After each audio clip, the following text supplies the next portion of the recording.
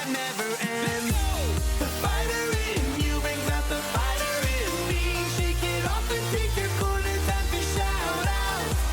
The fighter in you brings out the fighter in me. Shake it off and take your corner. Welcome back, fight friends, to the mighty Shout Out Fight Podcast. How are you doing today?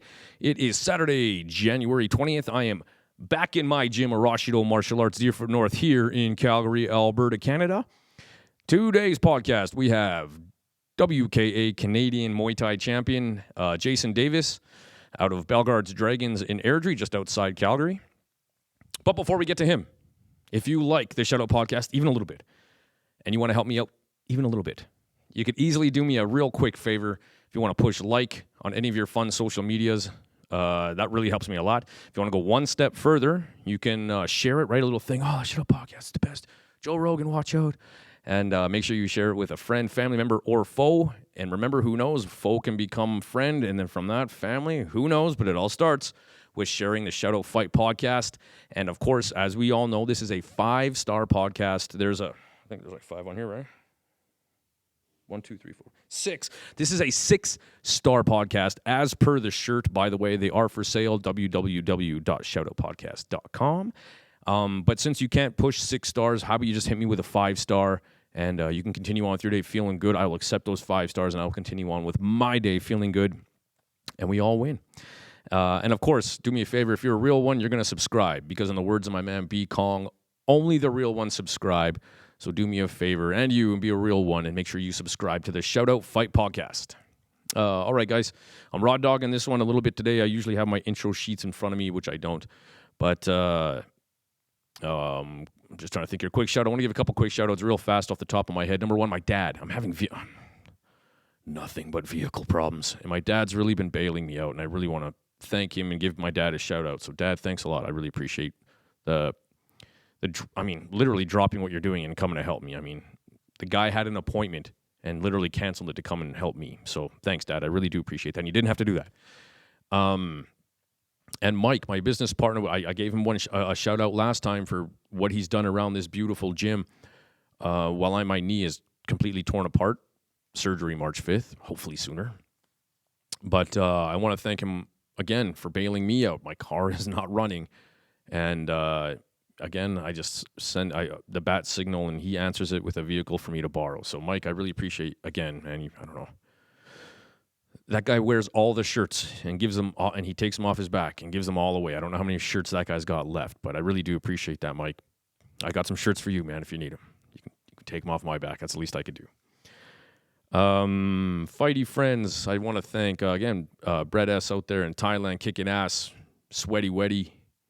Who else am I talking to? Who else? Windsor Muay Thai. I'm just kind of going off the top of my head here. Lindsay Ray, Phil Lear, Kieran Kettle is always talk fights with that guy. I want to give it out to a shout out to Michael Fitzpatrick, the man behind Rise of the Warrior Fight Night. That's happening out in Brampton, Ontario next weekend. And I get to commentate that.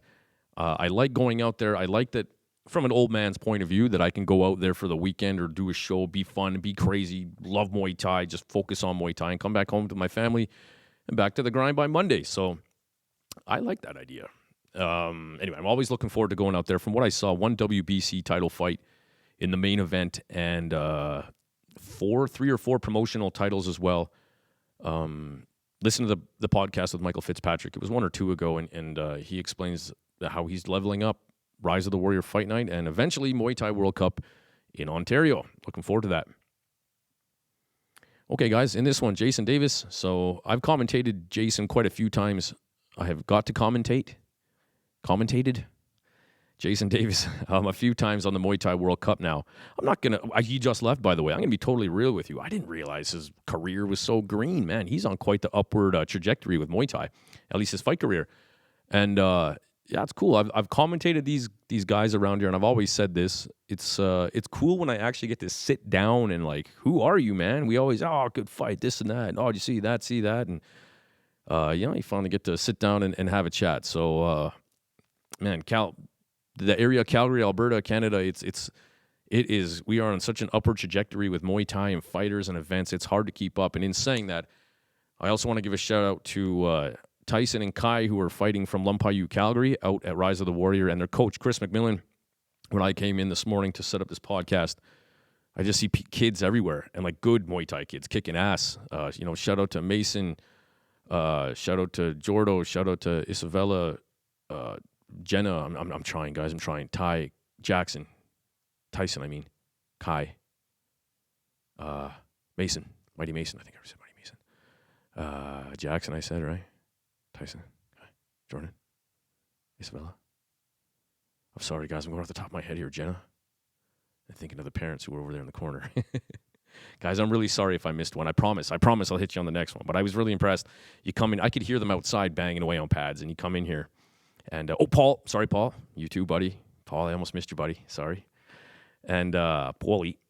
And, man, these kids are cranking them out. And I'm like, man, what? I asked Chris McMillan, my homie, what's going on here, man? Why are all these kids training? Oh, we got something February 2nd, February 10th, February 20th. I was like, oh, I had no idea, man. Like, and to be honest, that's what happens sometimes when you run a gym. You know, I would love to be the head coach, and I would love to be the janitor, and I would love to be the gym owner, and I would love to be the karate teacher, and I would love to be the jiu-jitsu teacher, and I would love to, you know, it just doesn't work like that. So lucky for Lumpayu, Calgary, you are under the tutelage, the watchful eye of one of Canada's best ever, Chris McMillan. I don't care what anyone, I'm not saying he was the best ever to come out of Canada, but if you don't think he's one of the best ever to come out of Canada Muay Thai scene, kickboxing scene, you're just being a hater. And I'll take that saying because I was his coach, so maybe stroking myself a little here. Anyway, good podcast. Jason is going to be fighting Jason Davis will be fighting Deval Garvey April 20th at the Muay Thai World Cup 10 at the beautiful Tsuut'ina Nation just outside Calgary. And again, with that, there's going to be a 4-man, one-night tournament, and the winner will get their audition in one championship. They will make their one championship debut, and not the 5-fight, $100,000 contract like we had in the tournament, but you kind of stamp your ticket to go to your audition to one championship with a fight. All right, guys. What do we got coming up as far as podcasts? I'm not 100% sure. I do want to give a shout out to Han from Combat Fighting Channel. We're going to get together here in the next little while and break down last year and see what's coming up for next year as well, because there's big events. My bad, guys. Sorry, I just had somebody walk in. I forgot to lock the door. All right. Enough of that. Hey, enough chit-chat. Let's get on to it. Your WKA Canadian champ, possibly soon to be WBC Canadian professional champion, but not if Deval has anything to say about it. Either way, here's one of the two guys fighting for that title. Jason Davis, let's go. Welcome back, friends, to the Shout Out Fight Podcast. It is Saturday, January 20th, and beside me, I have the WKA Canadian Muay Thai champion, Jason Davis. Jay, thanks for coming in, man. I appreciate it. No problem, buddy. Hey, nice shirt, by the way. Thank you. I got from this guy who has this podcast. I mean, you should check it out. Shout Out Podcast. I hear he's handsome and muscular and all that good stuff as well. Yeah, something like that. Thanks, man. Hey, well, welcome, and first time on the podcast. Yes. And we talked to now. I don't want to get too much into it, but former coach from WTM, Albert Hahn, did definitely mention, hey, you should definitely have Jason on here. And since then, we've sort of been back and forth, and obviously you have some fun stuff to tell us from your cool trip. But here we are. Yeah, for sure, man. Well, obviously, I really appreciate you having me. I mean, obviously, a big fan of the podcast, been listening to it, obviously, since I've been in Calgary. Heard of Muay Thai World Cup, and obviously, I think since then, you guys have started really building off of that as well. And obviously, you guys have had some really big names on here now, Liam Harrison and everything. Ooh, exactly. Oh, yep, they're that crowd, man. They follow me everywhere. Exactly. Hey, I'm sorry to interrupt, man. When you came to Calgary? Yeah, so I'm originally from Toronto. Oh, no way. Okay. Yeah. So I only moved here about 4 or 5 years ago. Okay, perfect, man. Yeah. Well, tell us about your upbringing and I guess what brought you before. Did you start Muay Thai or martial arts before you came to Calgary? Yeah, so I was at a gym. I don't think it's actually a gym anymore, to be honest. Okay. I started. It's called Lana MMA. Okay. Didn't offer any MMA. I think it was just the name. Cool name. It was a very traditional Muay Thai gym. I was there for about 2 years, and then that's where I first started. I started about probably 9-10 years ago now, and then the owner sold it to a different guy, and I didn't really vibe with that guy. Sure. So I left that gym and just didn't find anything for about 6 months, and then I started going to a gym called Budo Canada, Okay. and they're still around. They're Yeah, now yeah. affiliated with Simon Marcus's gym. Shout out to Simon Marcus, the one. Yeah, exactly. So, and then no, obviously I wasn't there when Simon took over. Obviously, I had a different coach when I was there, but then I moved. Had a few fights and everything while I was with that gym, and then came over to Calgary. Nice. What was it that? How did you find martial arts? Like, did you play any sports before that, or the common thing is sometimes bullied, or I was fighting kids, or how did you find Muay Thai? Honestly, I was a hockey guy. Okay. Yeah. So, but I was a huge fan of just martial art movies. Yeah, man. What's your favorite? Ombak. Okay. Yeah. And like Respect. Ombak specifically was Muay Thai, well, more Baran, but Muay Thai in Yep. general. So that was my first introduction to it. Nice. When I saw that, I was just like, what is that? Yeah.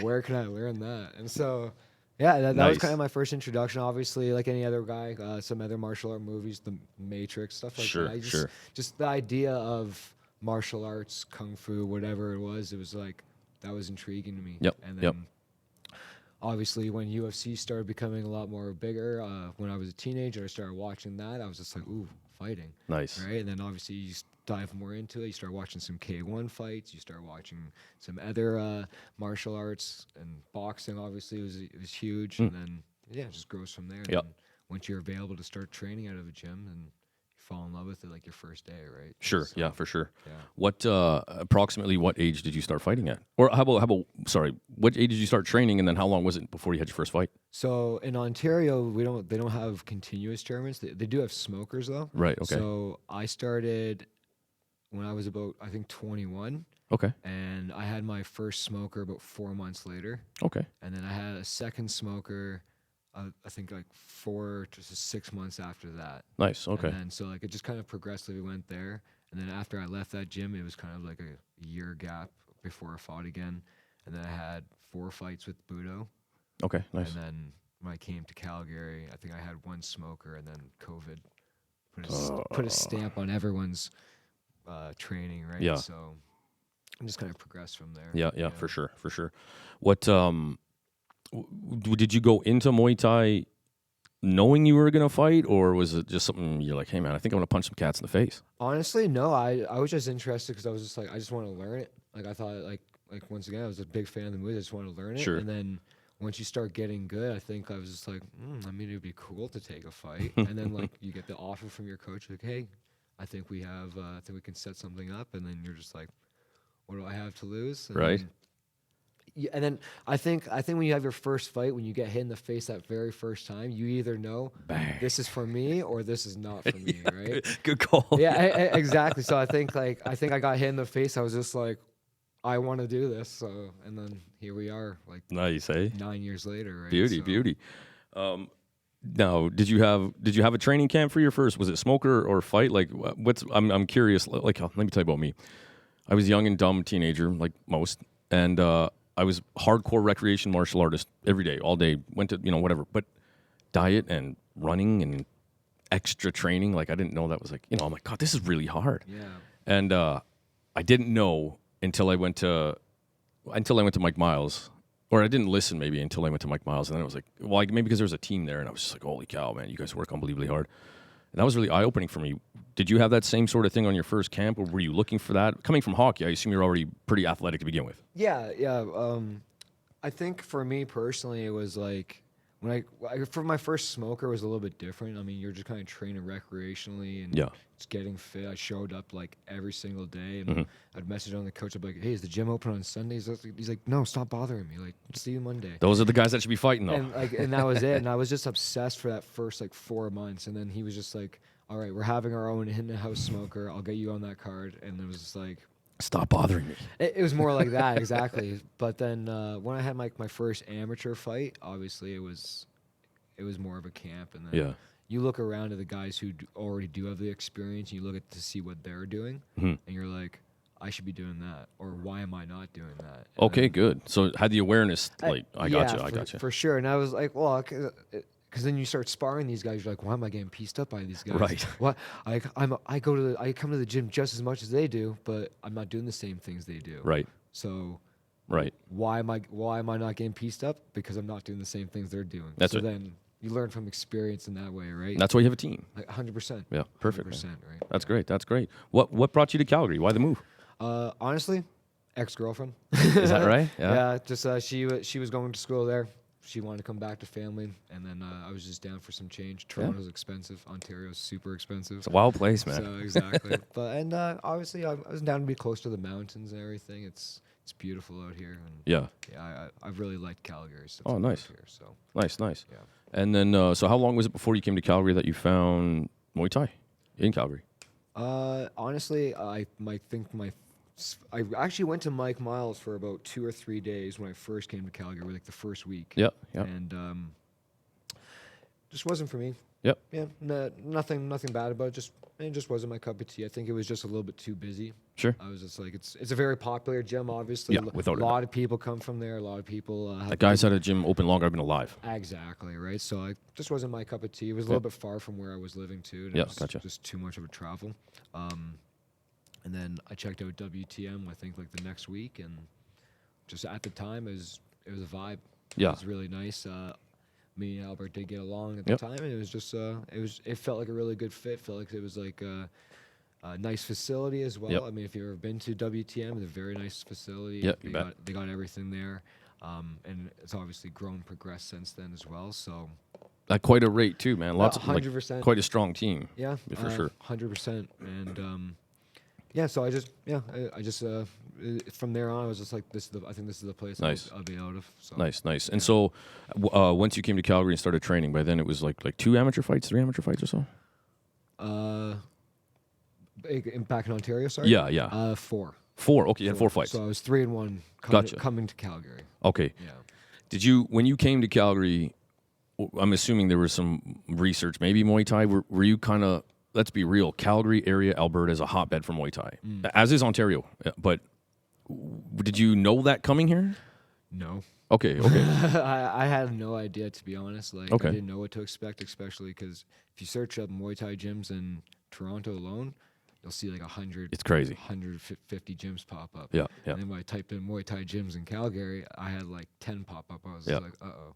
Oh, yeah, okay. But then at the same time, like when you got here and you started really like, okay, well, these are prominent gyms though. These are gyms that have been around for a while, Right. and like they all have teams and stuff like that. Yep. So Longevity. exactly, Yep. and then obviously you probably have a lot of pop-up shops in Sure. Ontario. So Sure.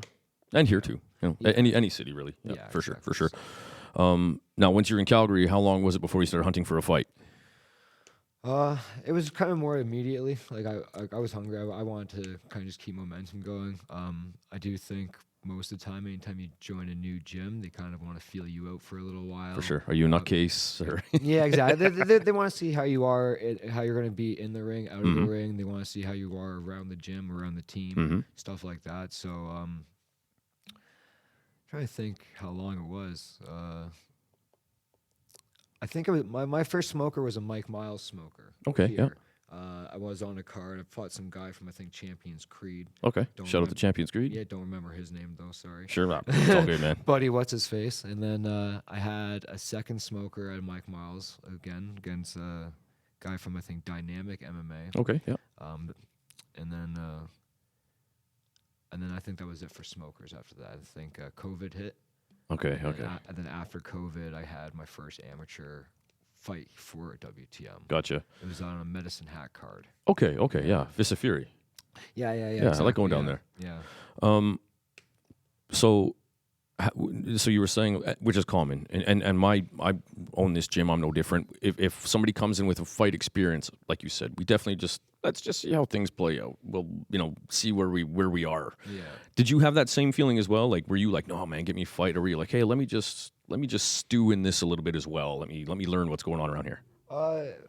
I stewed. Sure, of Yeah, course. like I'm a slow brew guy. Obviously, Yep. I'm not going to rush anything. I don't want to ever step on toes. Yeah, I hear you, man. I Going hear to you. any new gym, anytime, I never want to step on any Yeah, toes. I don't know how their gym is run. I don't know how they do things there. And obviously, I think it takes a little bit to get to know Sure, not man. only how a gym works, but how each person works. It's being a martial artist, man. and 100%. So I was just like I let it slow burn. Nice. That's Yeah, perfect. That's I'm- perfect. Like obviously, I'd poke at it right there. I'd be like, Like just during training, I'd be like, "Hey, I'm doing pretty good, right? I think we could probably get a fight soon." Hey, Wink, wink, wink. Exactly. So it was like I'd nudge towards it, but it was not like I wasn't like demanding. Yeah. Yeah, it just whenever it came up, it came up. Yep. I hear you. So- Dude, did you bring your belt?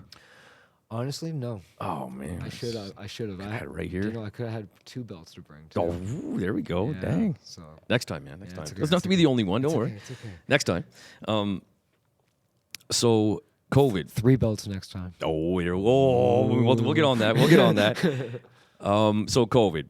Now I know it. Listen, everybody turns squirrely and inside out and everything. Oh my god. What I can tell you that even myself that like allegedly I was training when I with others, only allegedly, didn't happen at all, just alleged, because that's allegedly what had to happen. Yeah. Did you and for listen, vaccine, I don't care. Okay, just relax. It doesn't matter. Okay, but what was it like going through COVID for you, coming to a new city, even kind of really, and navigating your way through that, whether it be with or without Muay Thai? It sucked. Of course, yeah. Well, first off, I mean, I was thankful because my work didn't shut down. Oh, So nice. I was able to work through COVID, I guess. Yeah. I mean, like, I'm not too sure if that's a good thing because I guess it was a good thing. Yeah. Sure, yeah. I mean, I had to be out in the shit for most of it. Sorry. Right. But No, you can say shit, fuck, whatever you want, man. perfect.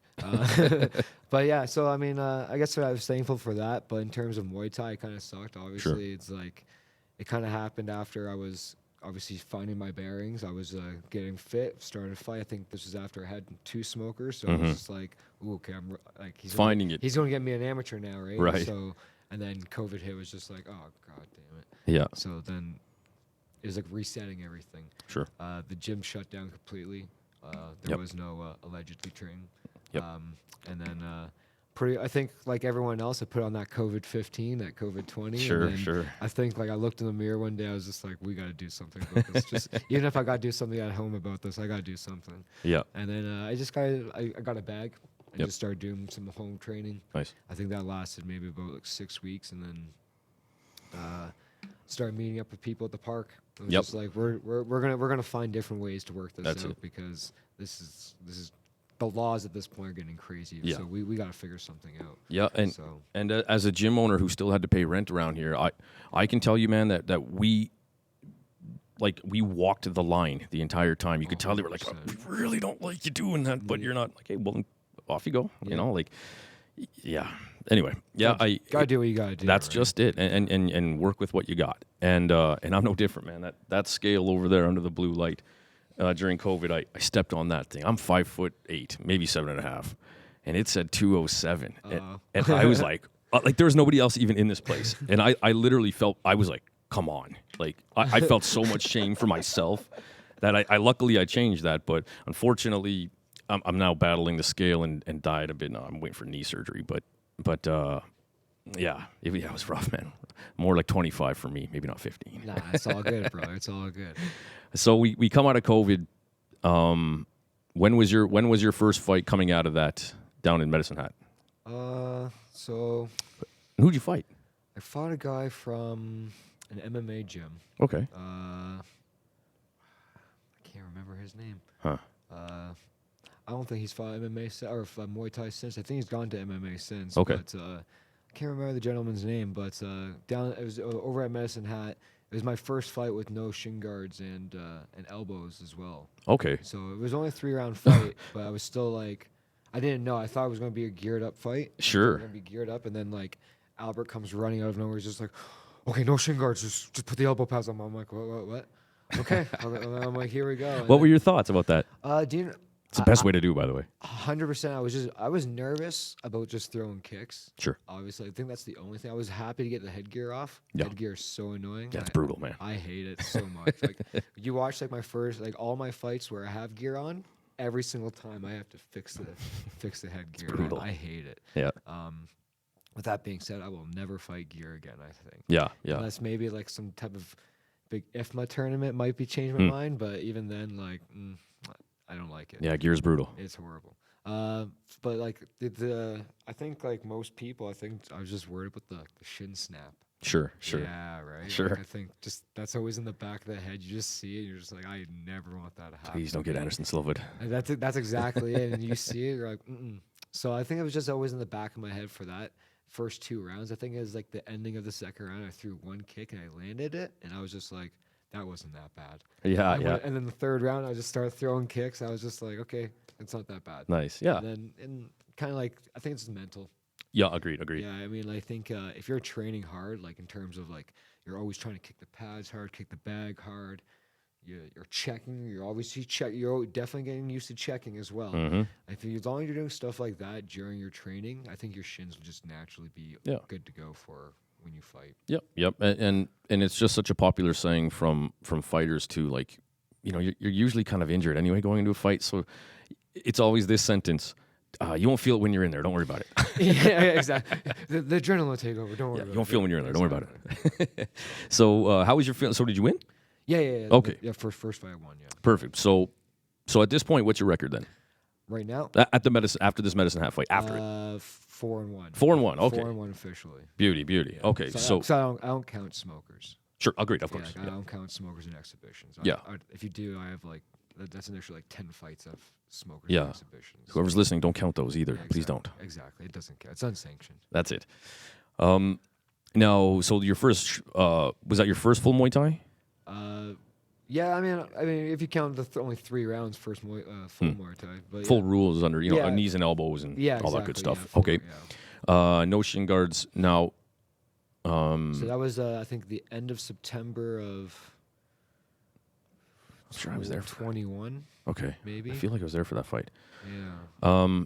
How were you feeling out? So now you're in Calgary. You were out of COVID. We got to fight. We got to win. We got no shin guards. We're fighting full Muay Thai. What are you thinking after this? I blew my head up, like just. Yeah. I'll take on anyone next. Of course. Well, I wasn't injured, so I was just like, okay, let's get back to training. Like I don't want to take too much time off of after a fight.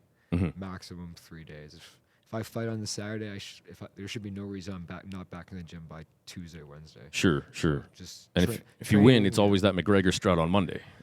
100%. I try not to let things go to my head. Like I'll walk in the gym, everyone will give you the good congratulations, and it's just like, all right, guys, thanks. Let's get back to work. That's it. So, Yeah. Just stay humble. Just let's keep going. Exactly. Yeah. Right. Awesome, man. Were you beat up after your first fight? No, not really. Yeah. No, Nice. it was, honestly, the guy was a little bit messy. Yeah. So just didn't hit me with anything. I think just a couple bruises on the shins from kicking. Sure. But nothing. Oh, good. Nothing. Easy to get back to training then. Yeah, exactly. So after that, how long did you fight again? Then was my first Muay Thai World Cup fight. Okay. Against Shane Ball from Dunamis. Right. Okay. That was, perfect. I think that was late November. Right. Of the same year. So I think I got to commentate that one with Chris McMillan, maybe. Yeah. So now let me tell you again, just from my point of view. So me and Chris have fought all over the place, all over the world, and Chris, I went with him and coached and cornered. I sure didn't fight all over the world, but the first Muay Thai World Cup that he fought on, I even had that little bit of Chris, let's go get him. But like, holy shit, like this is huge. Yeah. Did you have some of that at all? When I first walked into there, like I guess it was at Sutina. Yep. Yeah, when I walked in there and I saw like the setup, I was just like, this is definitely the biggest production I've ever fought on. Sure. Yeah. And Yeah. like, Man. that blew my mind. I was just like, okay, I'm happy to be part of 5-round Muay Thai, no gear, full amateur. Obviously, still like the elbow pads on. Yeah. But still, I consider it no gear. Yep. It's I was happy to be part of it. Yeah. Right? And it did blow my mind in terms of how big it's become since as well. Obviously, it's. And since then, there's maybe only been like 1 or 2 you haven't fought on. Yeah, there's been here and there. Obviously, like the one that just recently passed, and I think one that in last March or something. Yeah. Like that, yeah. You gotta be- Besides that, I've been on there. You got to be in the top, at least top 5, like Yeah. top 5 people who've been on Muay Thai World Cup for 6 appearances. or 7 times. No, that's a think. lot, Yeah, man. Shit. Yeah. That's a hell of a platform to like grow your career on. You know what I mean? Damn. I'm thankful for it. Yeah. Yeah. Hey, man. Yeah, me too. Thank you, Kieran. And thank you too, buddy. So what was it like fighting Shane Ball? Strong camp. He had a good reputation for smashing cats. And he's a big, strong dude. Yeah, 100%. Well, Shane also fought on the Medicine Hat card. That's right. He fought the fight right before mine. Yes. So and had a monster knockout, right? it was crazy. I was there. So what was happening, I was getting ready in the back, and like same thing. They came rounding out. They're like, okay, the guy just got knocked out. We got to go now. And I wasn't even ready, so I was just like, okay. So like Shane just destroyed this guy in like whatever round, and then so like I didn't know that, and so I knew that going into the fight. And I was just the whole time leading up to it, I was just like, I don't want to be a highlight. Yeah. I don't want to be like some guy's part of some guy's KO reel. And then I heard that he also knocked out the very first guy he ever fought too. Yeah. So I was just like, oh my god.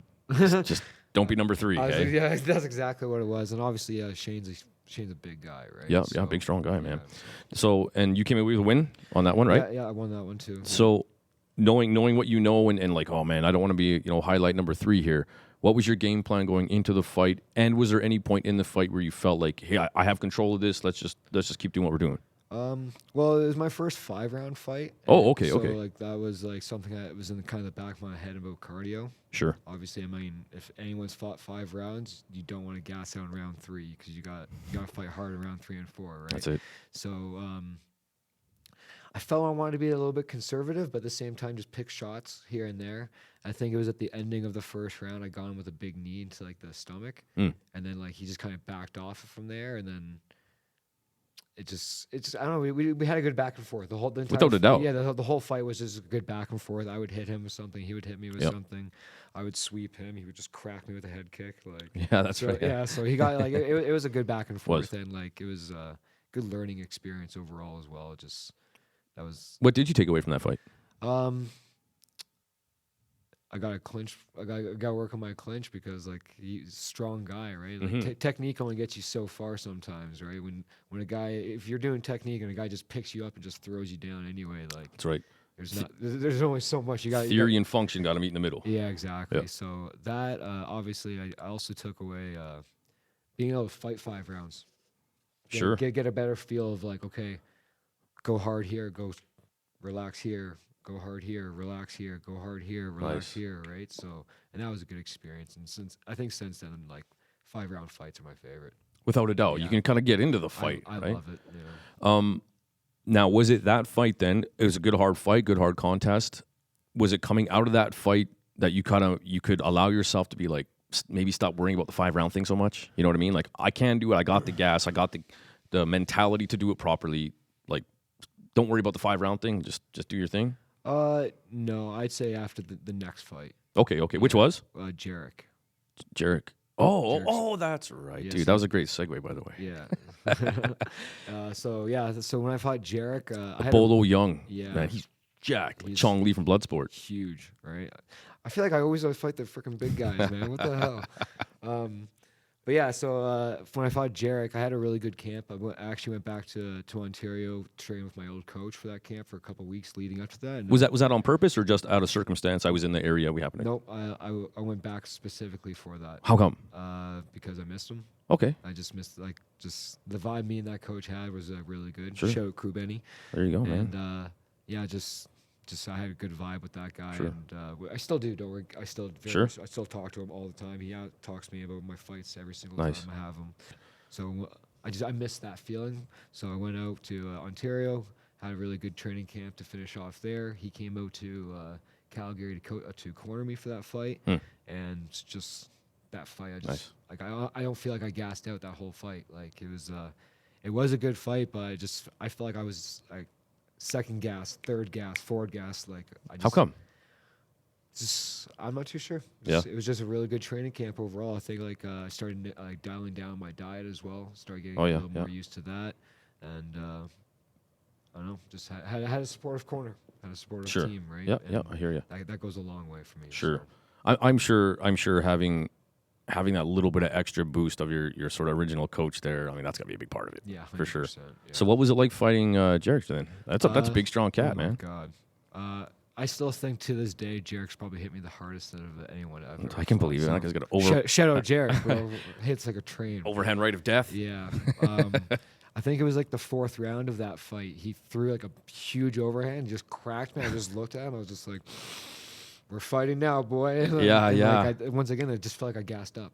Nice. Is that right? Like, I was like, okay, that's it. I was just like, I think mentally I was just like, he's not going to hit me harder than that. From this point on, he can't hit me harder. We're late 4th round. He just blasted me. He's not hitting me harder than that. Sure. I can keep going. Yeah, there you go. And I think it was just a good mental boost. And then I feel like I out clinched him that fight, scored just significant points compared to him. And then, so I think after that fight, I felt very comfortable with 5 rounds. Okay. Yeah. And then I fought Deval, and I did not feel comfortable in 5 rounds. Yeah. So then you're kind of now like 1, 2, 3, like 3 Muay Thai World Cups in a row, nothing in between? So it was, so the Medicine Hat fight, then Shane, then Jarek, and then Deval. Man, those are big fights, man. They're early. And then I think it was another World Cup after that. Nice. And let's say before we get to Deval, because we're gonna do it again. At this point, have you reached a point where I want to be professional, or are you still just like, let's see where this goes, or are you like, no, man, I'm fucking in. I'm in. Yeah. I think so. Obviously, I just did 3 months in Thailand. Just seeing how everything's done there, it's like I'm ready to commit to it. Nice. And it's what I want to do. Sure. I wake up and I think Muay Thai. So That's it. Like, I think if you're at work and all you can do is like think, well, I gotta go to the gym right after this. I can't work overtime. I gotta go to the gym, right? I think when you get to that point, it's just like you gotta. That's what you want to do. Yeah, right? for sure. It has to be. Exactly. It has to be. Now that you can start seeing that there is starting to be a pathway for professional fighters in Canada too, which is obviously amazing opportunity for us. And I mean, obviously, if I can help lead that way for obviously the next generation to really believe that, we can do this, that's what I can do. For sure. And by how you fight, who you've been fighting, and being on the Muay Thai World Cup, I think it's the best place to do it, personally. 100%. At least around here. 100%. Now, you're going to be fighting Deval April 20th, Muay Thai World Cup 10 for the WBC 160-pound Canadian title, correct? Correct, yes. So first pro fight, heading for a title. However, this is a rematch. Correct, yes. So let's talk about the first fight real quick. How was it fighting Deval, who also came from Winnipeg, I believe? Sorry, buddy, if I got that wrong. Yeah. So he's fairly recent here as well. What was it like sharing some ring time with him, and what did you take away from that fight? Well, first off, shout out to Deval. The guy has amazing pressure. Like every single one of his fights, I don't think I've ever seen Deval get tired. That's it, man. Like just relentless. Yeah. So I don't think I was expecting that pace for some reason. Okay. I think I was definitely watching his fight with his previous 2 fights. I was going off of a lot of trying to watch that. Sure. And, I think I was just like, okay, like I didn't see the pressure was 100% there. And then when he fought me, it was just like he was just on me the whole fight. I feel like I couldn't get out of the corners. I couldn't. Right. Like I couldn't stand my ground. And when I could, I was just like he's just grabbed me and just started clinching me, and it was just like, oh my god. So I would say though that's what it looks like when he fights people, 100%. Man. And like every fight since then is like it's been the same thing. Just shuts you down. Just freaking relentless. Yeah. So I would say I don't think I was 100% prepared for that fight. I was working a lot. And Gotcha. it is what it is. I mean, I'm not trying to diminish it or anything, but I just feel like I didn't have a great camp for it. I got to ask you an honest question about that fight. A rumor went around that the week before that fight, you were at the Stampede having too good of a time. Is that true? No. I was at Stampede working. Okay. Yeah. Just checking. Yeah. I didn't know. That's just what I heard. Which is exactly what it was. I was working security at one of the music festivals. Okay. So I wasn't able to like party hard. Well, no, it wasn't partying at all. It was working like 14-hour days. Oh, a Stampede, of course. Yeah, exactly. Yeah. So I was like, and like it was like 2 weeks before the fight or something. A week before the fight. So I was working that, so I wasn't really able to like. Anything else is going to be a struggle. Sure, exactly, right? sure. So I got you. That's what I meant by I wasn't 100% focused on the fight. Yep, so I got like, you. It's nothing to take away. Obviously, like Deval still pieced me up. So sure. it is what it is. But Yep. Yeah, still. I mean, I was still able to go 5 rounds with him. I still held my ground. Still got got some lickings in there. Yeah, for sure. Threw some shots, and I think what I did hit him with probably shocked him a little bit. Probably wasn't expecting it, and I think things are going to be significantly different for this next fight. Significantly different. What did you take away? You don't have to give anything away. What did you take away from the first fight? In terms of like what I feel like I learned. Yeah, like you just said, like man, the pressure I didn't expect it. So now that you know that, or at least at the time, I mean, you both had fights since, you both gotten better. At the time, is there anything that you learned from, or were able to take away from that? Oh, 100%. You got to be conditioned if you're like, Sure. how important conditioning is for a fighter. And Cardio was I king. think right after that fight, like I was seeing some other fighters in the gym, and I was seeing them not putting in half as much of work as I was putting in. I would yell at them. I'd be like, "You guys don't understand. Yeah, that's You guys don't get understand. it. You guys see how much work I'd be putting in for my fight camps." They'd be like, "Yeah," I'd be like, "It's not enough. Yep. It's not enough. So what you guys are doing is half of that. You guys can't tell me it's going to be enough. I know it's not enough. Yeah. I've been there. I've done that. So you guys got to do enough." And Yeah. I think since that fight, I had a big emphasis on Nice. sprinting more, training harder, just doing more for my conditioning as well as getting my nutrition a little bit better. Awesome. Fuel the body better. Right? For sure, man. You're Yeah. burning the wick at both ends, training for fights, right? Exactly. And same thing. I think from that fight, it was also like, hey, team, we got to be clinching a lot more. Yeah. Yeah, and like I think since then I've definitely improved my clinch just significantly. So, yeah, Nice. Yeah, nice, man. And it definitely has showed. it opened up. It opened up my eyes too. Obviously, you learn more from a loss than a win. Damn right. So Yep. like it was one of those situations. Obviously, I was very upset about it. Upset at myself about it. Sure. How it works. I'm my own biggest critic. Yeah. At I the hear end you, of the man. day, like people can be like, "Oh, that was a good fight. It was a good fight," but like it's just like that's not what I could have been. Right. That's not what it could have been, though. And sometimes even when you win, it's the same, right? 100%. Yeah, I didn't like how I performed in there, right? 100%. Right. Yep, So yeah. I think good attitude. I learned a lot from that fight, and I appreciate the loss. Yeah. I mean, it sucked, but I appreciate the loss. Yeah. Well, listen to what you just said, and I've because I get to commentate, I have visibly seen the improvements because of that, and it's been since then. So yeah, that's perfect. Now since then, let's talk about your title fight. So you fought on Muay Thai NATO here in Calgary. Correct. And that was for the WKA Canadian title. What weight was this? 165. 165. Okay. Is that how do you feel at 165? I feel big, but I feel fine. Yeah. Yeah. It's an easy cut.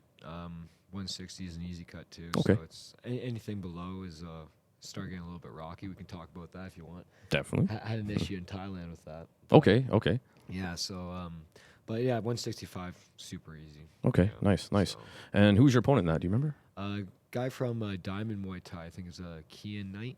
Okay. Yeah. Yeah. Shout out to Diamond Muay Thai. Yeah, Tony. strong guy, man. Jesus. Strong camp. Yeah, that was a good fight, man. Very crisp boxing. Yeah. Yeah, guy had really nice straights, good hooks. His kicks were surprisingly pretty strong too. He didn't throw as many as I was kind of expecting. Oh, yeah? Considering his frame, like he had a really good kickboxing frame. Huh. And he just tried boxing me a lot. Yeah. Yeah. And yeah, I think I just played a smart game. Just circled around, threw kicks, threw teeps, just That's it. Kick the puncher. pop, elbows when I could. If you got too messy, just clinch up and just start racking points in the clinch. And Smart, man. Yeah. yeah, it's just I personally feel like for my style, like just 'cause if you look at some of the big guys I fought, obviously after I fought Deval, I fought Mark Mosier too, That's right.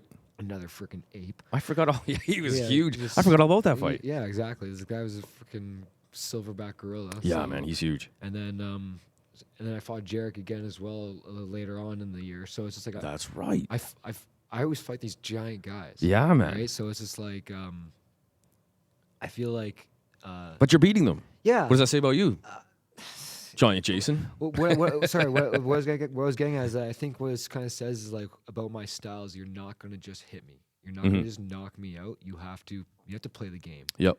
Yeah. And, like that's how I feel like I definitely, and I kind of feel like that's how Deval is too. He played a very smart game in that fight. He outscored me significantly, and Yep. like since then I kind of learned. I was just like, oh, let's play the game. That's right. That's right. Let's point. Let's outscore. These guys are not gonna. I'm not saying I'm not at all saying I can't be knocked out. I'm not Right. saying that at all. Anything course. can happen, Of course. but at the same time, I don't think it's gonna happen super easily. Right. Right. So I think you're gonna have to kind of play the game with me. You're gonna have to Right. outpoint me, outscore Right. me, out Muay Thai me. Right. Yeah.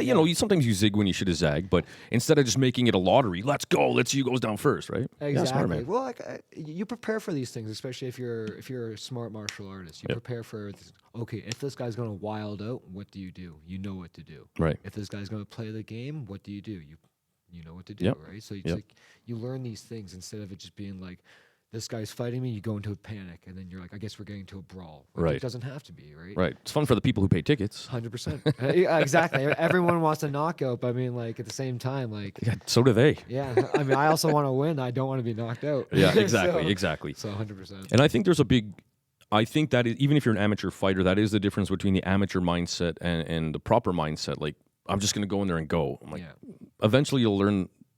That's how you should be. No, you shouldn't. But that tends to be how it is for your about first 5, right? 100%.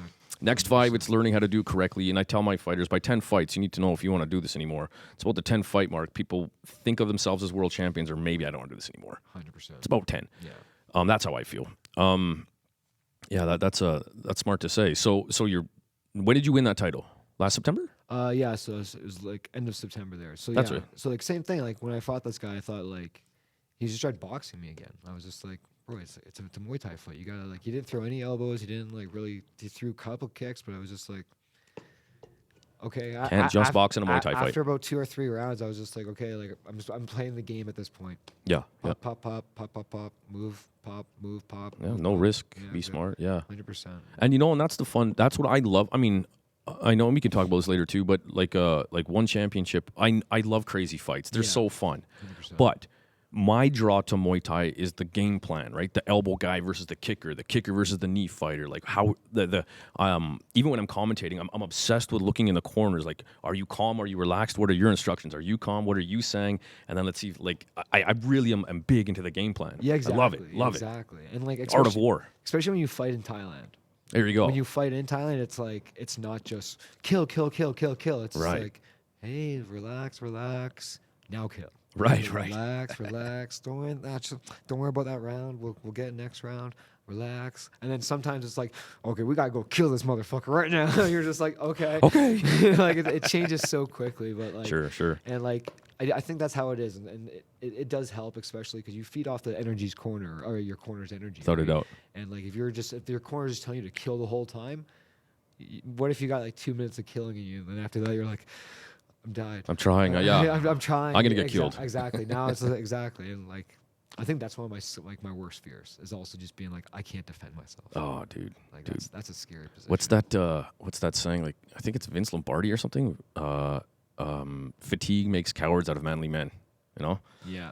You know, it 100%. happens. Yeah, it does happen. Now, before we'll talk about Thailand, man, because you were there for a good long stint. You had 2 fights with Max Koraviakovsky, I think is his last name. Buddy, what's his face? Yeah. Yeah, there you go. You fought him before earlier too, buddy. What's his face? Now, that little heated, obviously, I got to see the one, and I apologize. I know on one podcast I said you were 1-1 or on the broadcast. You're 2-0. 2-0. My bad. What was it like sharing the ring the first time and the second time with him? The first Pretty time, brash fella. Yeah, the first time was the Rise of the Warrior event. I think Yep. it was the very first one that Nice. they ever had. Going next weekend. Yeah, it was a pretty good event up in I think it was Brampton. That's but right. I think they changed their location now. So but Red Owl Boxing. yeah, Yeah. they're growing. They're Crazy place. growing in Ontario, which is nice to see. Without a doubt. So good for you guys. That very first fight, it was with gear, Okay. so it was like I wasn't really happy about that. But I Right. mean, Ontario rules, I feel like they're so super strange with how they do everything. Yeah, it's different than out here. That's for sure, Their man. commission is very strange. Yeah, but so the first fight was pretty good. The same thing. The guy was just waving his hands at me. He's doing more waving than fighting. So Was it a weird styling? It's awkward. it's definitely super strange, and like he has a super lanky body. Sure does, and man. like I think like that was kind of not like an issue I had in the second fight, but it was just like I felt a lot more comfortable in the second fight, but it was still very hard to just get around his Right. noodly body. He's like, Right. he's like one of those like wacky waveable, inflatable Yeah. guys. Like so it was like it is what it is. It's awkward, man. It yeah, is. it's like everything he threw was a little bit strange and awkward, just Mm-hmm. like awkward stance, but. Did you jump at the opportunity for fight number 2? Like, how did that come about? So Were you the first, so looking the first forward to it? fight, same thing. He actually stepped in last minute. Okay. So Oh, yeah, I remember that. So I do appreciate him For sure. stepping in last minute. So there was a little bit of a weight difference there. That kid is nails, man. Yeah, I think it wasn't much of a weight. Like, I was still the contracted weight. I still made, I think it was like 163. Okay. So I still made 163, and he was like 157. Okay. And then the second fight, I was supposed to on Muay Thai World Cup. I was supposed to fight some other guy. Don't remember his name. And like a week and a half, 2 weeks before the World Cup, he pulled out, and then Kieran goes, "Oh, will you fight Max again?" I was just like, "Easy." Yeah, yeah. Okay. I was just like, "Say less." I was Sure. Like, I was like, "That's an easy fight, especially now we're gonna do 5 rounds, no gear. Right. You're coming to my backyard." Right, I right. was just like, "Okay, perfect. Sure. I'm gonna elbow this guy." Right, And right. so I was just like, "No problem." And then what happened was that fight was supposed to be originally 165. They go, "Oh, we want 163," and we go, "Okay." And then 2 days later, they go, "Oh, we want 160." Hmm. And I was just like, okay, it's like the week of now. I'm like, it's like, I think, so World Cup or weigh-ins on the Friday. It's like Sunday night. Albert's like, "Oh, they want 160 now." I'm like, I'm probably walking about 170 at the time. I'm like, it's not my normal cut. My normal cut Sure. is 6 pounds for the whole week. It's So it's, nobody would have a normal cut if they keep doing that. Exactly. Anybody, yeah, yeah. but I made weight 159. Oh shit, there you go. Exactly. So suck it, because I know he started to talking shit about weight after the fight again. Once again, it was also he came in under, so, which is also his thing. He came in like 154. That's on him. Right. So don't talk to me about taking last minute fights, you coming in underweight, and then me still making the contracted weight, still you talking shit about weight classes. So this guy's a goof, to be honest. Hey, I got a question about the last fight. Now that you're here, I noticed when I was commentating, was it the first low kick or something? You deliberately made a point to be like, "Hey, man, you remember that?" or something. What was that about? No, he taunted me first. Okay. Yeah, I threw an inside low kick and he checked it and he was just like, "That hurt." I was just like, "Oh, felt good." And then like that. So like that's I what see, it I was. So he see. said something to me first. I gotcha. Yeah, he was, because like he checked it, but it wasn't anything. Gotcha.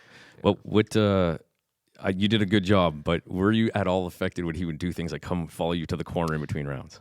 No, it was more just like, "What are you doing?" Like it was actually like, "What are you doing?" I don't know. Like at the end of It's the a day, good idea. like I get what he's trying to do, but like it's more just like, "Bro, you're annoying." Like Well, and you handled it perfect. It's not affecting me in terms of my game plan. It's more just like, "What are you doing?" Like you're making yourself look like you're like, go back. To Very your true. corner. Very true. And like at the end of the day, I mean, like fighting is fighting, but Muay Thai still has a respect line, Yep. right? And Yep. like that's why I feel like there's not a lot of talking shit in Muay Thai, because Yeah. there's a lot of respect to it. And I feel like when people try to bring that MMA persona over, it's just like you're almost kind of making yourself look like a goof. Yep. But I do also understand how talking shit sells fights. Hmm. Good old social media. People want to see that. People Sure. are like, "Ooh, like people." It looks good. It looks good on the camera, right? Sure. When you watch back that fight and you see them people talking shit, you're like, "Ooh." Yeah, for sure, man. Exactly. For So sure. some interest there, right? But yeah, no, it was a good fight though. Yep. I mean, same thing. He's a really lanky guy. Yep, and, awkward style, yep. So it was a little bit hard to get around it, but I just felt like I just had to chop him down a little bit. Yeah, man. Good left hook, low kick. Yeah, covering the exactly. distance. Now he's gonna fight Thomas Mandra next weekend. How do you feel about that fight? Any comments? I think he's gonna get pieced up. You think so? Yeah. So I mean, I've never met Thomas Mandra in person, but obviously he's been on World Cup on the road fight. Yep. Road to one fight. Yep. And Narrowly lost to Stephen Opong, number 1 in the country at the time. yeah. I think I've seen a couple of his other fights, and like you always see his training videos. The guy trains pretty hard. Yep. So like, I think On the right path. I think just technique. Yeah. Technique is going to beat grit sometimes. Yep. And I think just the experience as well. So Sure. Yeah, he's got a good record, man. Yeah, exactly. Yeah, So for sure. Good for him. Yeah. Yep. I like Mandra. Yeah. I'm looking forward to commentating that fight. So now that brings us to a little more closer to the future here. Now, you went to Thailand for 3 months. Yes. Vacation? Was it training? Was there purpose behind it? How did that come about?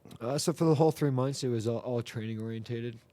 Maybe like the last like 2-3 weeks, it was kind of a little bit vacation. Sure. I had a guy I had to kind of go and do like a visa run midway through the trip. Okay. So like I kind of had to like go to Malaysia for a little bit too, just I check out see. some stuff there. But that was just in the middle of the trip, and I came back and just got right back to training. But yeah, no, it was really nice. I was down in Phuket on like the west side of the island, over at Bang Tao MMA. Bang Tao. Muay Yeah. Thai, yeah. How is that place, man? It looks beautiful. Facility is beautiful. Is that right, eh? Yeah, the facility is very nice, very well kept, very clean as well. Like they have people cleaning it constantly, which Nice. makes you feel really good. No joke, Being man. in Thailand, you don't want to get staff or anything. Right. So like, which I'm thankful I didn't get anything. Thank God. So I'm Yeah. really thankful for that. I heard it's owned by Volkanovski. Is that true?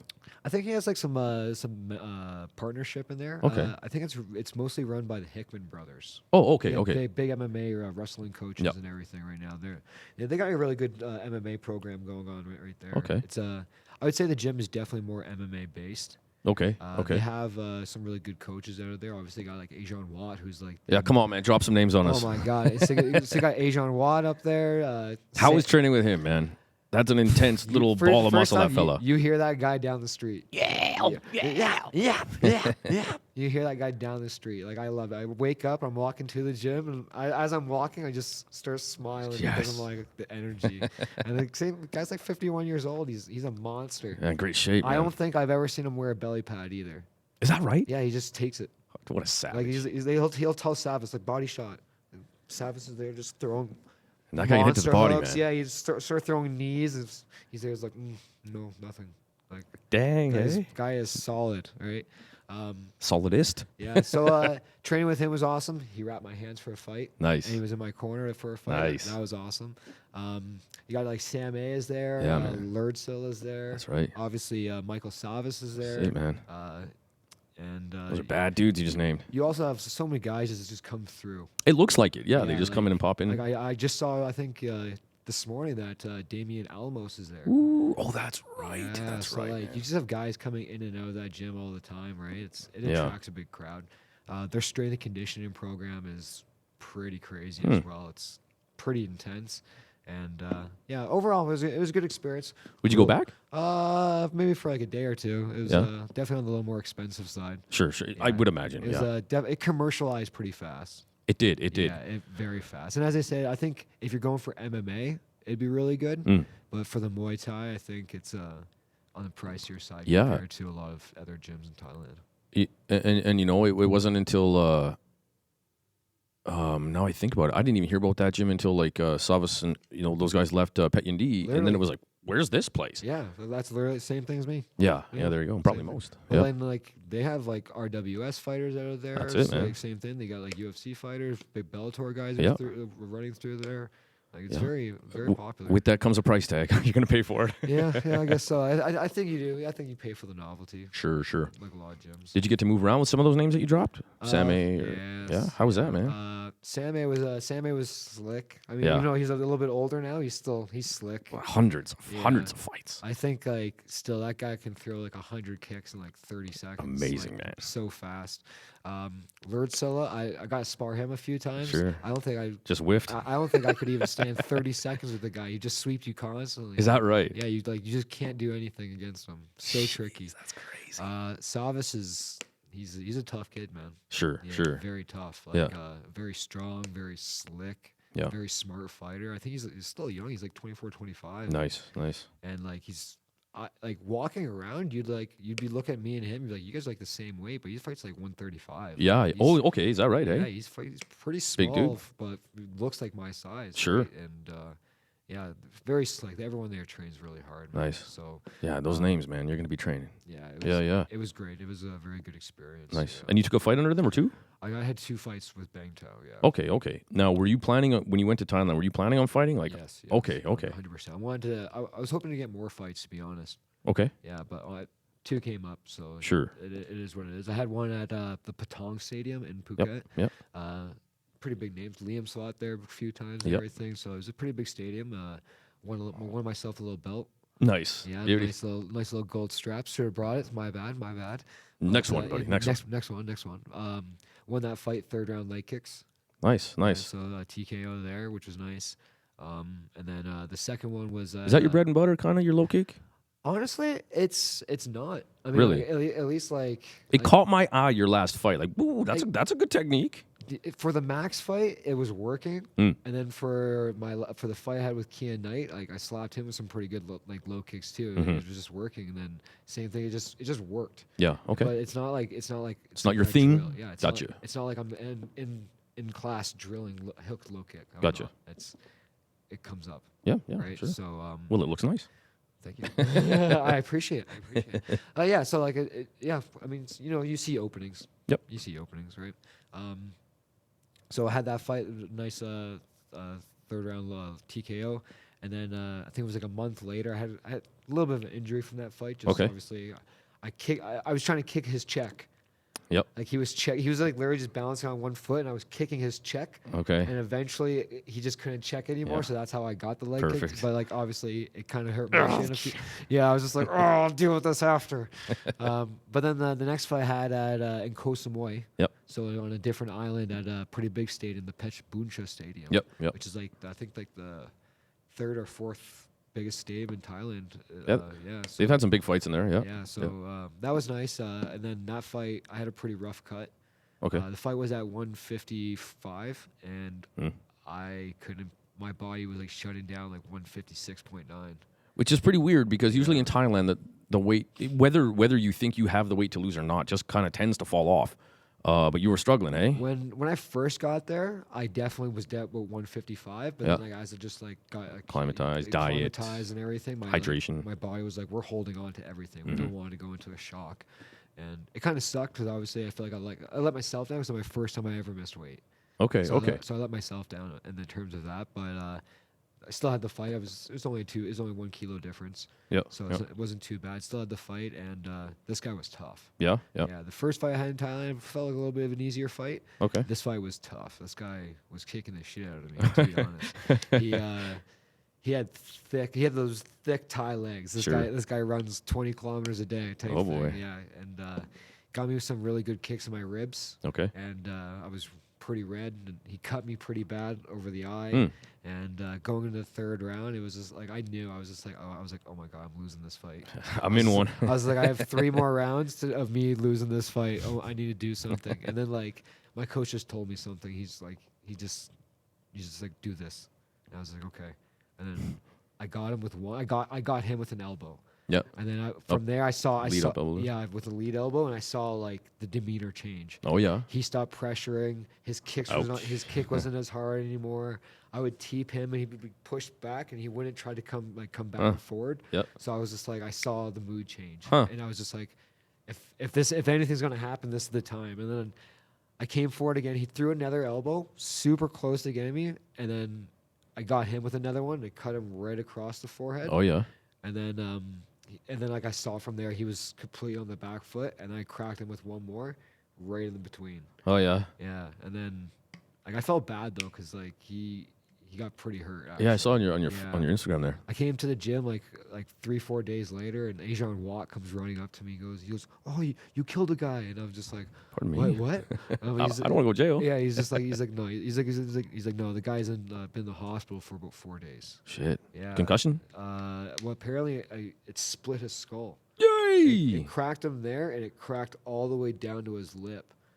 So Like his frame, his skull. like his actual skull. Oh my god. Because like I saw him after, like he didn't look cut up. Like he had the cuts there from where I cut him. Yeah. But like where I got him before, he didn't look cut up. But his mouth was like gushing blood, and it was just like, what is going on with this guy? Oh my god. And then like I found out 4 days later, or like 4 days later, that he got Van pretty damage. hurt, and I felt bad, obviously. Sure. Like, You don't want that of someone. We're Yeah. both doing the same thing. At the end of the day, you want to win a fight. Sure. You want to get a nice highlight reel, but you never want someone Yeah. to be. I want you to go home and have dinner with your family. 100%. Yeah, so yeah. Like, in I hear terms you. of that, I felt bad. Yeah. I'm Yeah. glad I got the win. In terms of it was a hard fight. Yeah, yeah. Like I had to earn that. Hardest fight to date? No. Okay. No, Okay. No. Okay.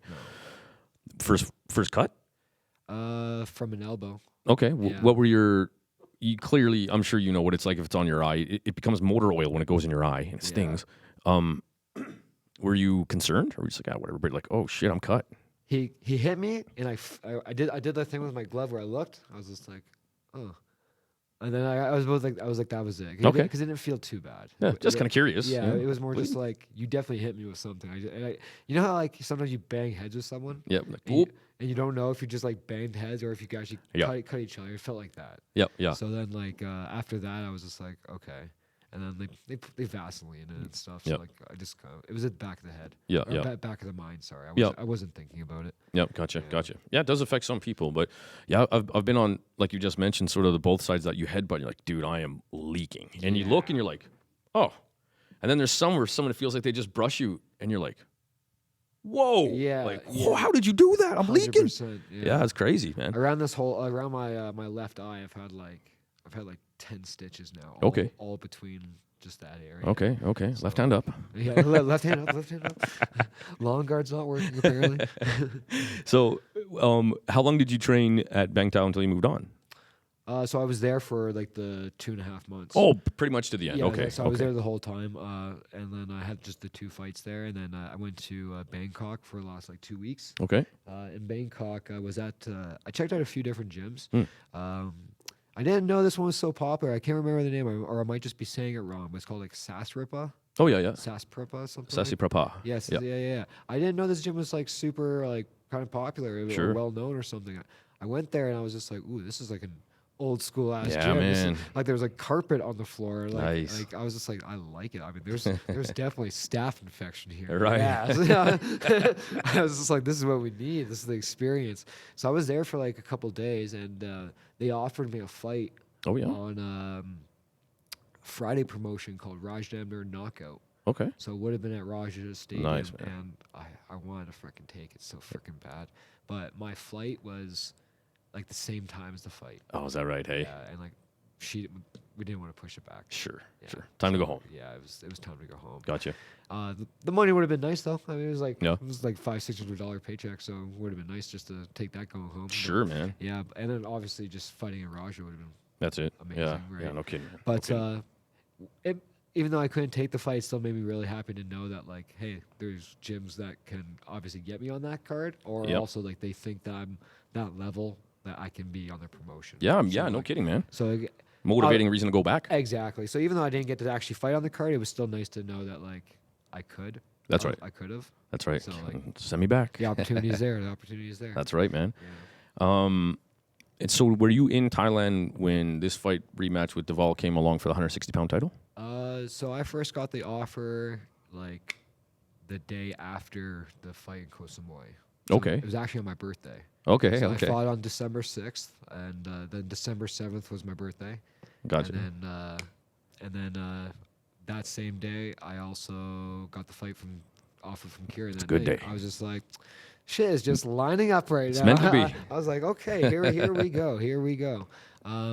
Yeah, so like I got that offer, and like, honestly, for me, it was more the rematch. Yeah. Yeah. I wanted the rematch. Okay. More than the title. The title is just a little sprinkle on top. Honestly, Sure. That's really nice. Yeah. Um, Okay. I think it's also because like it's vacant. I think Michael Fitzpatrick had the title, Yeah. and then he just hasn't defended it in like a hot minute. So I think I'm not speaking for you, Mike. I think the real issue is he just can't make the weight.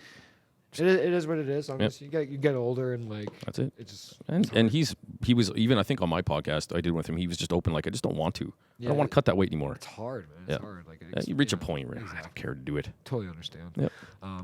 But yeah, he's fighting for that 170. That's road it, to man. win, so the opportunities are still there for him. So That's good, it. good for him. But yeah, so like Which means opportunities now for you. yeah. Oof, the 155. The next time for 155, I'll do it. Oh yeah. Yeah, maybe. Didn't we just talk about that? That you had a hell of a cut. Yeah, but I mean, for one championship, we got. Sure, I'll do anything. Yeah, that opens a whole different book, right? So we can talk about that. But yeah, so in terms of the fight, I'm just really happy I got offered the rematch. Nice. Obviously, Deval has been on a pretty good tear lately. Sure has. So I'm happy that I'm getting the opportunity to rematch him, and as I said, I think it's just gonna be a different fight. Yeah. Okay. And then, the title is just some sprinkle on top. Sure. That's just a nice little bonus. So. Yeah. I got you. What? Why did you want the rematch so bad? As I said, because I feel like I was undertrained for that fight. Okay. I wasn't 100% prepared. I was my focus was on working. Mm-hmm. Like, Mhm. I had Gotta to pay bills, man. No Yeah. money, no honey, right? That's it. So, That's it. there was that, and then I feel like considering how the fight was, I mean, like I feel like I feel like I could beat him. Sure. I'm not saying obviously he did beat me unanimously in that fight, but I feel like I could beat him. Yep. And I just want that opportunity. Sure. Test myself. and It say- almost seems like to redeem for yourself. Yeah, For yourself. Exactly, 100%. It's more about the redemption for myself. And Yeah. same thing as I mentioned, I learned a lot from that loss. Nice. So now it's just like I want to see how much I learned from that loss Nice, yeah. against the same guy. Yeah. Nice. So I think that's great, man. It's a good opportunity. Agreed. Yeah. Did you think you were gonna get were you asking for this rematch, or did you think it would come, or I'm kind of curious? Honestly, I asked Albert for that rematch like the day after the fight, like because Muay Thai NATO was coming up, like I think not the last one, the one before. That was coming up, and I asked him, I was just like, "Hey, can I rematch Deval for that title then?" And he just shut it down real quick. I see, because he fought Well, Brian. I can't remember. what happened was Ethan. Oh, yeah. Ethan was supposed to make a comeback and fight some guy from Brian something. I can't remember his last name. Southside Muay Thai, I think? Yeah, I think so. Yeah. And then Ethan pulled out, and then I'm sitting there at the gym. I'm like training. I'm ready. Because I'm ready. I was in the gym Monday. Like I lost that fight Saturday. I was in the gym Monday. Right. And I was like burning with like it didn't. Want it back. It didn't sit well with me. Right. Sure. Like, it made me realize I have to be focused. Yeah. So I wanted to be focused. I knew Muay Thai NATO was coming up. I was just like, okay, get a win, I can probably get that fight back. And then, like Albert knew I was training hard for that fight, and then, and it was very vocal in the gym that I wanted a rematch. Right. So like it wasn't under the dust. And then he just didn't offer me the fight even against Brian, and he just offered the fight to Deval right away, and it definitely felt like a freaking slap in the face. But at the same time, look where you're at now, man. Maybe it's for the better. I mean, obviously, it could have been for the better. Obviously, it gave me some time, and then I obviously had the Mark Mosier fight right after that. So Yeah, that's it is right. what it is. But obviously, like it's still, And you looked hungry it's- that it's fight, still man, with Mark cheese. Mosier. You Yeah. looked hungry. Yeah. You know, that was a good fight for you. I was hungry. Yeah. But I was hungry for Deval. Sure. Well, you may get your wish here, Yeah. man. But so as I said, like now it's been like a year and a half, right? Yeah. So it's since then, and I feel like my focus has definitely changed. Mm-hmm. I've where I'm putting my focus has changed and everything. So I think Nice. like it's gonna be a completely different fight. I think it's Cool, gonna be man. a different fight from him as well. Sure. Like I feel like obviously he's improved. He's been very active as well. So it's not gonna be an easy fight. I definitely don't think it's gonna be an easy fight. I just think it's gonna be a different fight. Sure. Yeah, that's a good way to Yeah. put it. And very much like you, when I talked to Deval, pretty much after every fight, just that's cool that I won, but I know I can do better. Like I know there's more. There's more. Like that's it's good to see two guys on a path like that. You know, and like we talked about this shit talking. I don't care. Yeah. I don't care. When the second I hear in the UFC shit talking, just moving on. Like I don't care. You know what I mean? Like do your thing. Let's see you fight, and do me a favor. Don't be a-holes at the end of it. You know? Exactly. At the end of the day, we're all just here to get better. That's right, right, and really help each other. I mean, on the last podcast with Kieran, we talked about it sort of like, it used to be my gym versus your gym, but then what happens is, well, shit, we're fighting someone from over there. I kind of need your help, so then it becomes Calgary versus Edmonton, and then Alberta versus Canada. You know what I mean? So it's just how it gets done. You know? 100%. Yeah, iron sharpens iron. 100%. Okay, my turn to nerd out before we're out of here. Let's do it. Now you talked about Thailand, your first fight in Thailand. What was it like? Like, what was the process like? Were you just in the back, like you just kind of casually like, I went to Thailand, fought a guy, killed his leg, but like, was there any of that like, man, shit's different around here? You know what I mean? Like the nerves, the build up, the unfamiliarity. I'd say like I got a better sense of like the difference for my second fight when we were in Koh Samui. Obviously, it was a different island, so like there was like no home. Sure. For us. Like there was no place we just go back to our hotel after. It Makes was, like, sense. We were like right there, stuck with it. Yep. But yeah, it was really strange. First off, with any fight in Thailand, most of the time, if you go there and you tell them, hey, I want to fight. They'll give you maybe about a week to maybe two. If you get 2 weeks notice, you got a good notice for the fight. That's right? like 4 months notice here. Exactly. Here we're like, I'm going to fight this guy in 16 weeks. Yeah, And you're just like, 8 weeks. That's short notice. yeah, exactly. Short. Yeah, so I'm not going to be prepared. Like, exactly. So it's so different. They're like, we have a guy on Thursday for you. And you're like, it's Tuesday, bro. You're like, yeah. Mm-hmm. Are you ready? And you're like, I guess so. So it's That's right. last minute. Yeah. Which is like kind of nice. Yep. Because I feel like especially with a lot of newer fighters, like guys who've only had maybe 1 or 2 fights, they overthink that. Yeah. They overthink. I need 6 weeks. I need 8 Yeah. weeks. If you're training all the time, you're being consistent. The only thing you really need to be thinking about is where your weight is at. That's right. Right. Besides that, you should be ready to go. Yeah, fight. Just go fight. Yeah. Exactly. So that was different. Mm. But in terms of also like you weight cutting was different. You're like weight cutting right beside your guy sometimes. Like you're Right. like running beside each other. Your guys like trying to talk to you. He's like, so where are you guys? Where are you from? And you're I'm just supposed like, to hate you, man. Yeah, you're like, bro, like I'm dying right now. He's just like, yeah, you look like you're dying right now. I can't wait to fight you later. Can we do this after we fight? Yeah, exactly. And like you're almost like sitting there like eating lunch with the guy and everything after. Yeah, It's, yeah. like, super strange. Like the guy like for that second fight, the guy's like in the back. He's like hey, can you take picture with me? And I'm just like, okay. Before the fight, we're like all like oiled up and everything. Where they're like taking a picture. Like his girlfriend's like taking the photo. We're just Is he like, tall? He's breathing hard. yeah. I was just like, okay, this is super strange. And then like, even like right before the fight, you're sitting right beside the guy right here. Right. And like I had like, so you're watching the fight before, and I had this thing like I started getting excited. I turned to the guy. I was just like, yo, you see that? He was just like, don't touch me right now. And Oh, I was, yeah. I was just like, oh, sorry, we're not boys. I was just like, my bad. I was like, I was getting excited for that, but we're not friends. I forgot. Oh, yeah. Sorry. I hate you. Yeah. So it was super strange. Like, No joke, eh? you guys are like warming up right beside each other. Like it's literally the guy's team is right there. Crazy, And hey? you're just standing there like trying to warm up. They're like snickering. Yeah, they're all eyeballing you, They're all and yeah, eyeballing, yeah. They're snickering. They're laughing. Maybe they're saying something. Who knows? Yeah. Like Whatever. yeah, exactly. And that's literally you're just like, I hope I don't get killed. Yeah, yeah. We'll figure it out. Yeah. So, but it was fun. It was like a nice atmosphere, right? Cool. And like, I feel like the atmosphere is definitely very different in terms of the crowd as well. Gotcha. The- Yeah, for sure. Yeah, the crowd Sorry. is like they know what they're there for. And, Nice. Yeah. That's like, right. it's not just support. Like, it's Right. not just like how. Kick his ass. Yeah, exactly. I feel like a lot of like fighting here is a lot of friends and family. Yeah. So it's like that's who the crowd is, and Right. everyone's just like, oh, I'm here for my one fighter. Where most of these people are like, I'm just here for Earn a couple bucks and yeah, I'm be here a to fight fan. yeah, exactly. I'm here to watch fights. Exactly, watch fights and drink beer. That's right. And so like they're just what I there. like. Exactly. So it's nice though. It's a nice change. Yeah, I yeah. liked it. Yeah, nice, man. And I loved having no elbow pads. Yeah? Yeah, like that. Oof. I think that's gonna be a big changer in this next fight. Nice, is, nice. like, my elbows are gonna be unsheathed. That's right. And 3 rounds or 3 minutes now. Yeah, exactly. Yeah, nice, man. I know Deval likes to play the game too. So Yeah. Yeah, it should be good. I'm excited for that. It'll be a good, proper Muay Thai fight for Canadian title. 100%. Yeah, I'm looking forward to that, man. Now, we talk quite a little bit on Instagram. You're quite a Rajadamna World Series fan, hey? Yes, huge. I love RWS. Yeah, what is it? Who you like and who you watching and all that good stuff? So sorry, I'll never miss a Shadow fight. Oh, yeah? Nice, Shadow, man, I that love dude. Shadow, he's sick. He's on a tear right now. Yep. Just trying to think. I was a big Sajjad fan Yep. before he left. Yep. And then he went to one. I don't know how I feel about that though. How do you feel about it?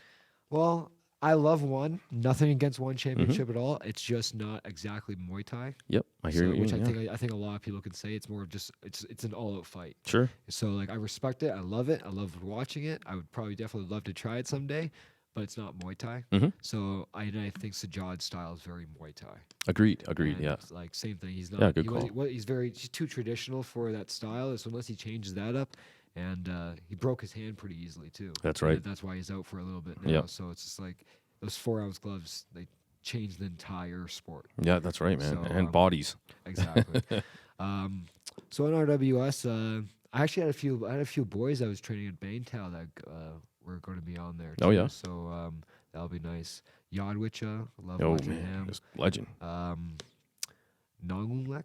Yep. Yeah. Nung Lung Lek. Yeah, I'm a big fan of him. Yeah, as well. All these guys. There's lots of guys, yeah, right? This is the card's Danny big Rodriguez Danny and- Rodriguez. yeah. Ridwada. That's right. Oh, Yeah. yeah, man. Yeah. It's that dude. Massive southpaw. That's Like, right. Yeah, it's so good. Yeah, all the It's guys. fun, hey? I love RWS. I love how it's like it still feels traditional, but it's still fast paced. Yeah, and it's yeah. They found a good little niche of the 3 rounds. It's entertaining, but it's still Muay Thai. Yeah. I do feel like I think I even watched one this morning where I was like, man, how was this in Rogers Stadium? But hey, you know, I do agree. Some of their decisions are a little bit questionable sometimes. It's just like I don't know what Yeah. fight you guys are watching. Also, sorry, I forgot to shout out Joe Ryan. oh man, Yeah. bad dude. Yep, English first ever. legend now, right? Yep. Like I love watching him. He's Yeah. so technically good. That's it. And Yep. young kid. He's like 20 years old. Yeah, that's 19 right, man. 20 years old. It's funny that I see these guys. I'm like, I look up to you. I'm like, these guys are also like 8 years younger than me, but I look up to you, bro. Hey, that's all right, man. That's how it works. Yeah. So like, keep on doing it, guys. You guys. What else are your thoughts between the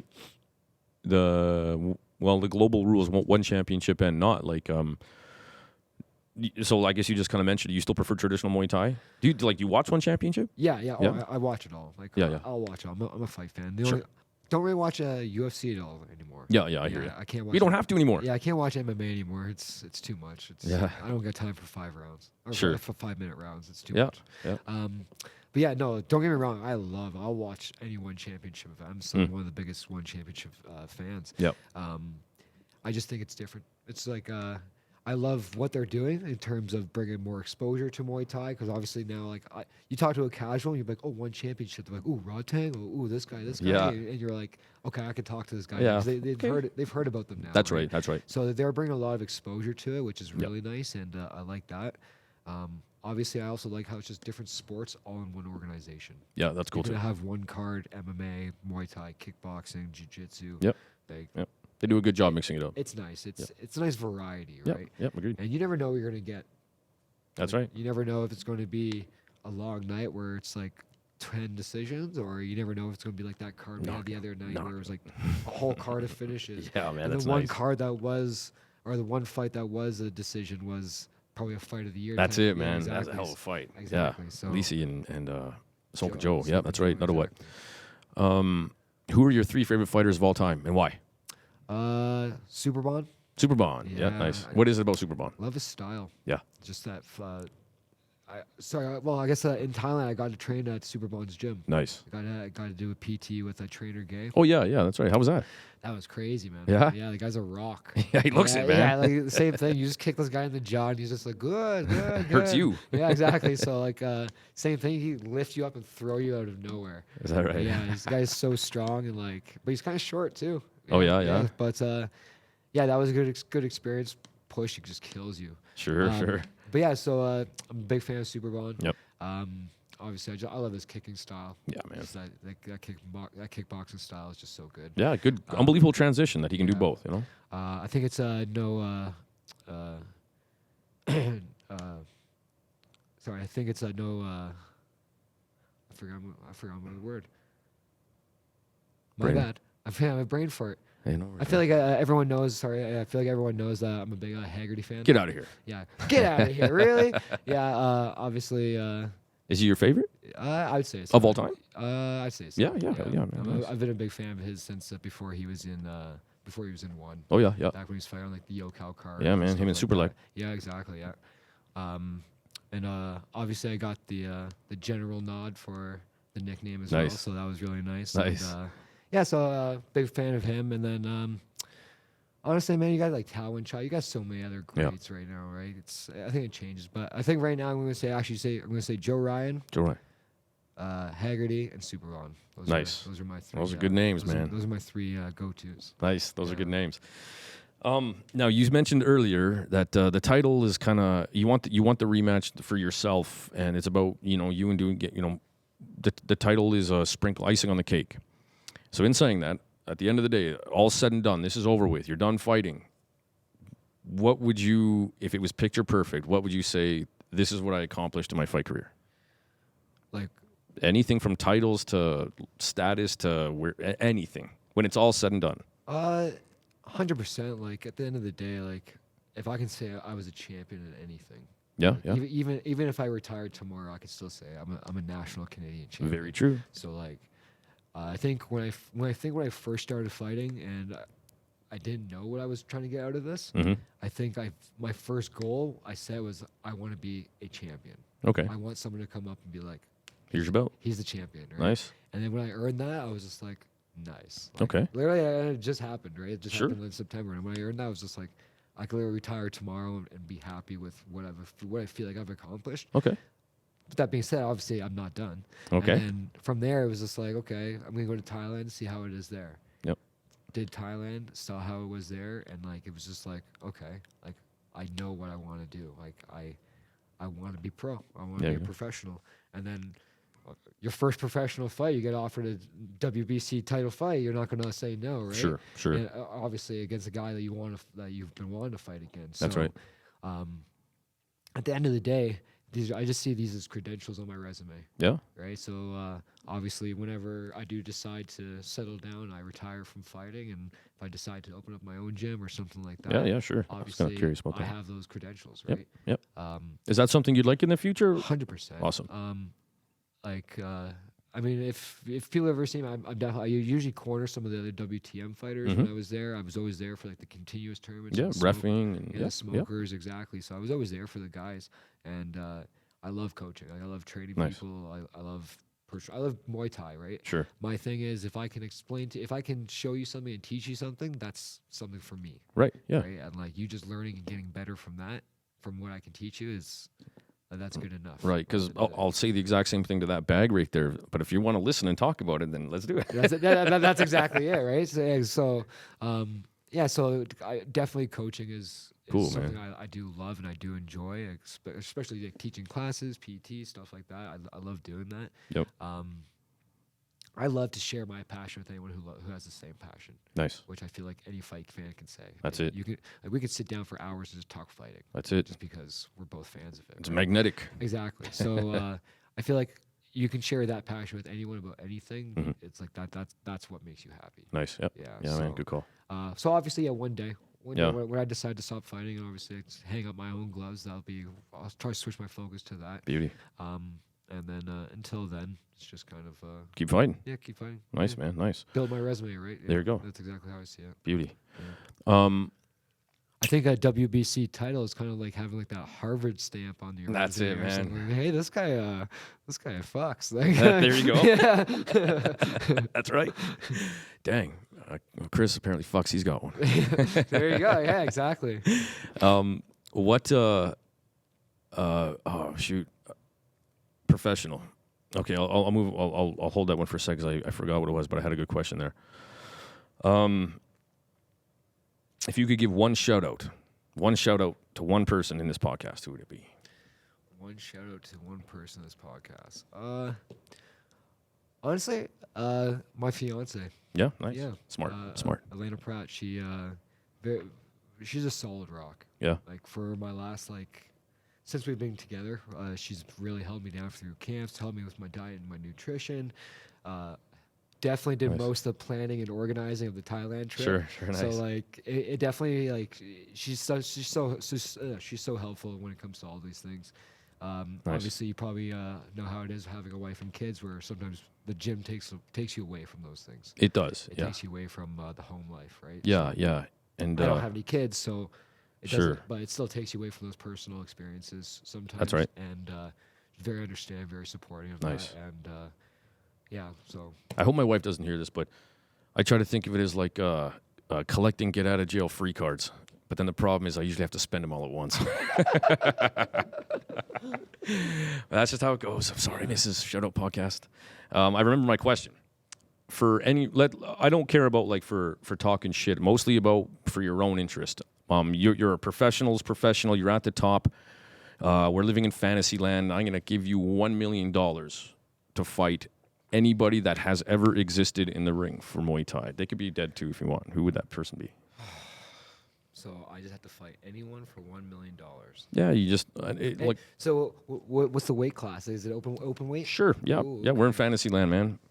If there's one fight that could ever, I mean, even if it's like Van Damme or someone that's dead, if there's man, I think that'd be cool. Is there anyone out there that you think, or maybe they're alive? That's a good question. Do you know what? I would want to fight Dana White. Dana White. Yeah. I did not see that coming. Why not? Just because of that bald-headed shithead. Like I just bitches and complains about everything.